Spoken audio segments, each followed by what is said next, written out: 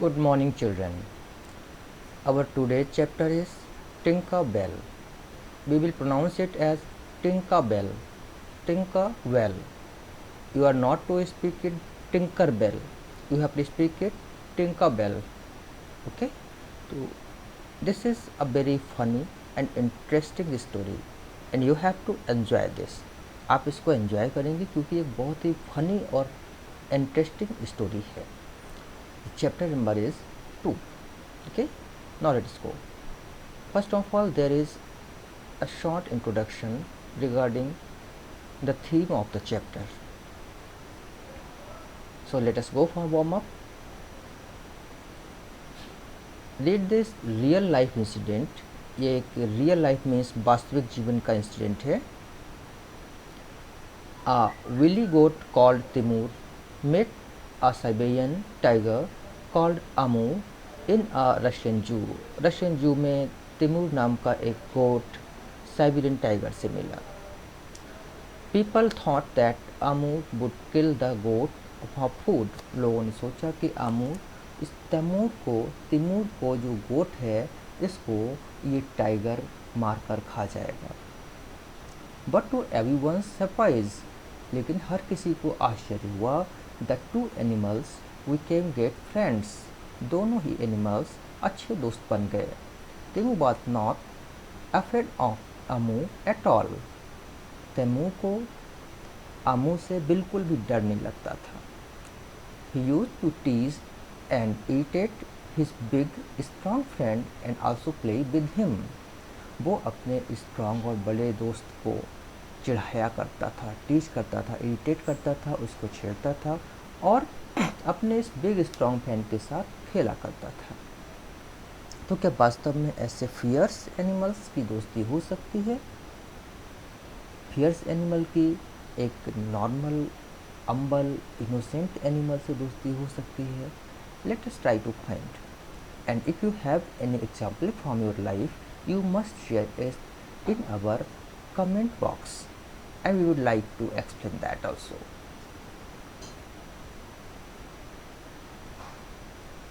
Tinkerbell is a goat who forms an unusual friendship with a boy. Tinkerbell is a goat. ध्यान दीजिए, Tinkerbell एक गोट है. who forms an unusual means असाधारण. Okay, friendship with a boy, एक लड़के से दोस्ती कर लेती है. Read the story to find out if there are any similarities between Timur and Tinker. और इस चैप्टर को पढ़ के पता करिए कि क्या तिमूर और टिंकर में किसी तरह की कोई समानता है. सिमिलरिटीज मीन्स होता है समानता, जो चीज़ें एक जैसी होती हैं. I had been sitting on the bank of a small irrigation canal.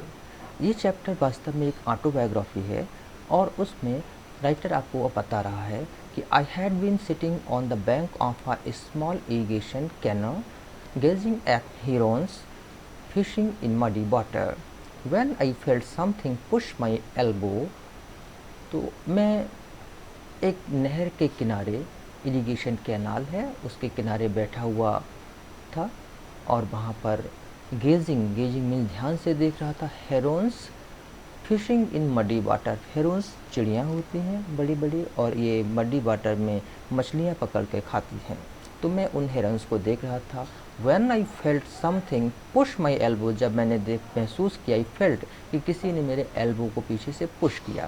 देखिए, यह writer is sitting and this Tinkerbell goat is pushing him from behind. Elbow means कोहनी. लुकिंग राउंड, जब मैंने मुड़कर देखा तो I found a little goat at my side. तो मैंने एक लिटिल गोट को अपने साइड पे देखा.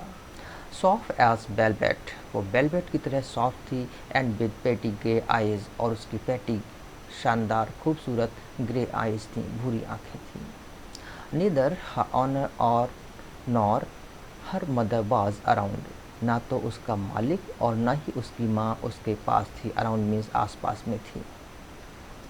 एज शी कंटिन्यू टू नज एट मी, जब उसने मेरे को नज करना यानी कि पीछे से चुभोना, पीछे से धकेलना, पुश करना जारी रखा, I took a ginger biscuit I took a ginger biscuit from my pocket, तो मैंने अपनी पॉकेट से एक जिंजर बिस्किट को निकाला and held it out to her, और उसकी तरफ बढ़ा दिया। हेल्ड इट आउट मीन्स बढ़ा दिया, टू हर उसकी तरफ कि ले भाई खा ले। She ate it she ate it, उसने इसको खा लिया। With relish, relish means taste, बहुत ही स्वाद लेकर उसने इसको खा लिया, यानी बड़े चाव से खा लिया। Then sat down beside me, और फिर वो मेरे पास में बैठ गई। बिसाइड मीन्स होता है बगल में, पास में बैठ जाना, चिपक के। And began nibbling at the grass, और फिर वो हरी भरी घास को, ग्रीन ग्रास को निबलिंग करने लगी, खाने लगी। जो जानवर होते हैं वो निबल करते हैं, चबाते हुए घास को खा लेते हैं।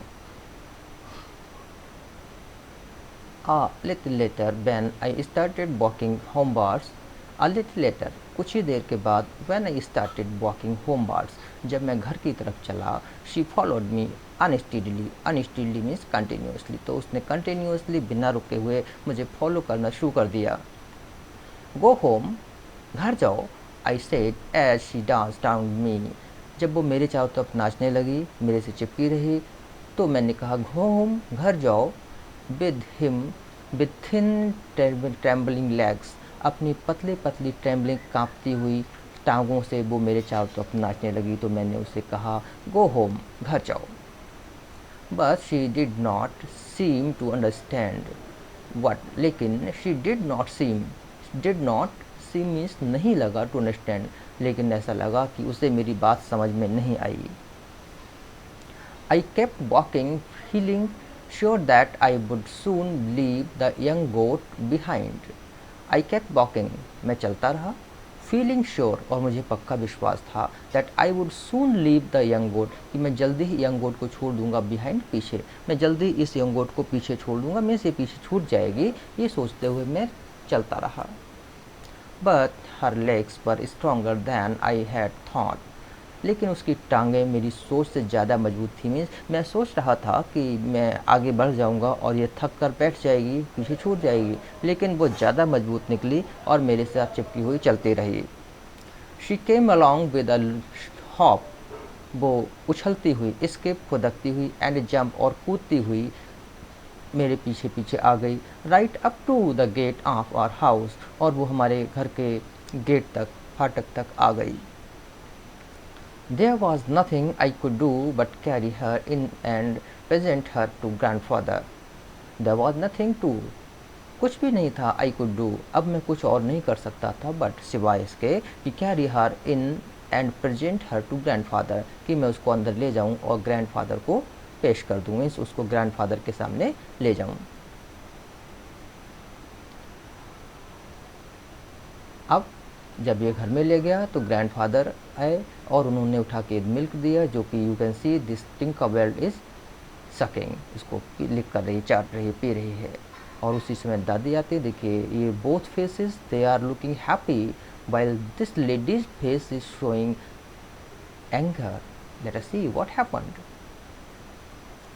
नॉट अनदर, एक और नहीं, सेड ग्रैंडमदर, ग्रैंडमदर ने कहा, अब बिल्कुल नहीं, एक भी जानवर नहीं।